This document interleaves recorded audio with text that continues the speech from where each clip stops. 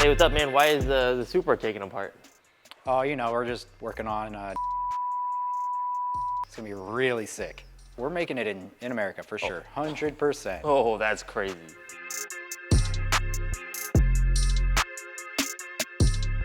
So a typical splitter, which I would argue is just a flat blade splitter, very typically parallel to the ground, or maybe a little bit of rake, depends on the vehicle or how you mount it. It creates a high pressure zone on the top side because it bunches up a bunch of air, slows it down, high pressure, and then on the bottom side, you actually speed that air up, and that actually creates low pressure. So the bottom side, low pressure, top side, high pressure, downforce. So what Verus does internally is we look at what that splitter is doing on vehicle, we ensure that heat exchangers are involved, all that type of stuff to make sure that when we design a package, it's balanced. And a balanced package is gonna drive or help you drive faster around a lap than an unbalanced setup. If you have too much front grip, you're gonna be sliding around with the rear and it's not gonna feel very safe.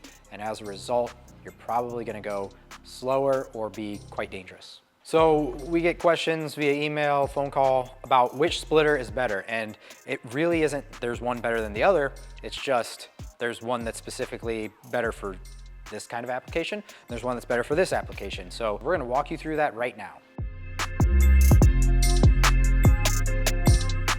Who would run our standard front splitter?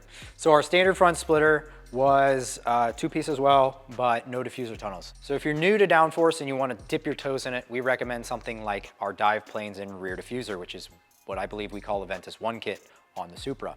That's gonna add a little bit of front downforce and a little bit of rear downforce, not a lot of drag. It's gonna improve your lap times a little bit, and you're gonna not see a huge difference between no downforce and downforce.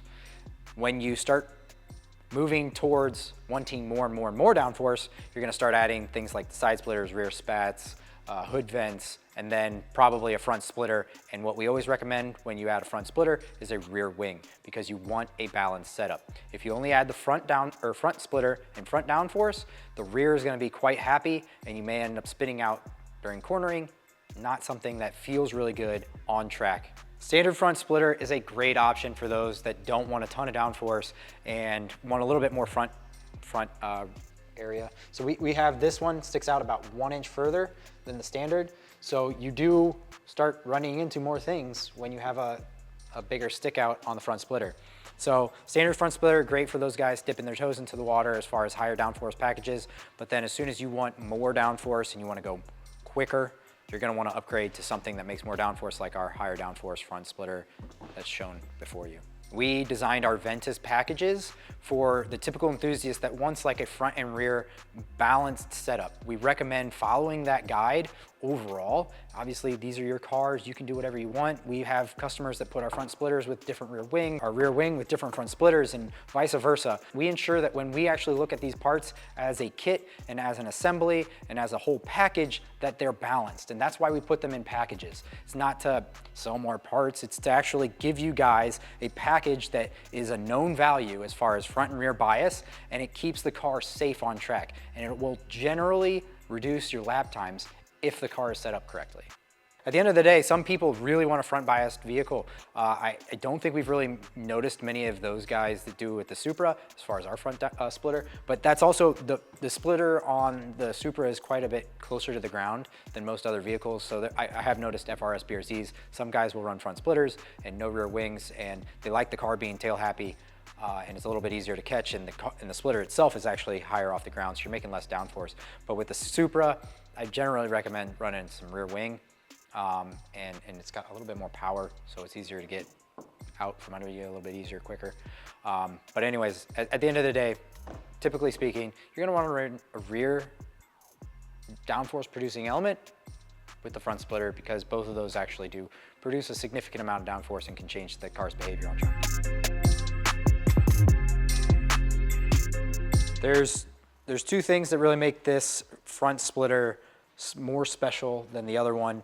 The two things that really added performance are an inch bigger stick out right here, so all the way around. And then we actually squared this off to allow for big end plates, which create higher pressure on this top side right here. And then finally, these diffuser tunnels, which improve flow on the underside of the splitter and we were able to basically work that entire leading edge of that front splitter harder with the use of these diffuser tunnels.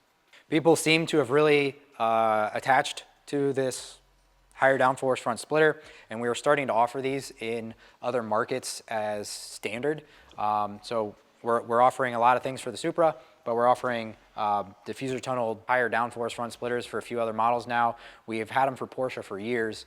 The Supra was the first like mid-range vehicle platform that we made it for. Now we're going to do M2, we've got M4 coming. The entire splitter itself is a little bit larger, and I believe that accounts for that 16% bump in front end downforce. So the length, and then these diffuser tunnels, which are specifically designed for the Supra.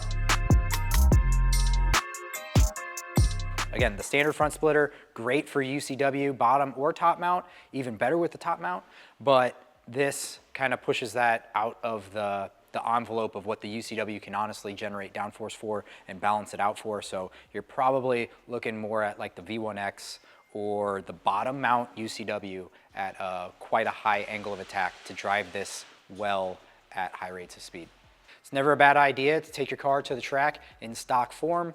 Pads, lines, fluids, not a bad idea because pads do overheat on track, but it's not a bad idea to take your car to the track stock. We always do it with our cars. Every car in here has been on track, besides the Subaru, it blows up. But the Supra's been on track probably 5,000 miles now. So as much as we enjoy making and selling products, highly recommend getting on track, ensuring you like the car first off. Secondly, maybe you feel like the car does need more rear bias, or you're like, the car doesn't turn in at all. Then you might want front downforce. That being said, there's a ton of things that you can do to a vehicle to really make the car handle the way you want it to, and we do our best to help steer you in that right direction when you reach out to us or follow our product guides as far as Ventus kits. I hope this helps your buying decisions as far as front splitters that Verus Engineering offers. One isn't necessarily better than the other. We're just looking at different levels of downforce. So what do you want? And then probably go that route. Feel free to reach out to us. We're happy to help. Email sales@verus-engineering.com or call us. We're always happy to discuss your goals with you and then push you towards a decision that benefits you as far as what you want out of your vehicle. All right, guys, I'm out. I have to go machine up some C8 uprights. Till next time.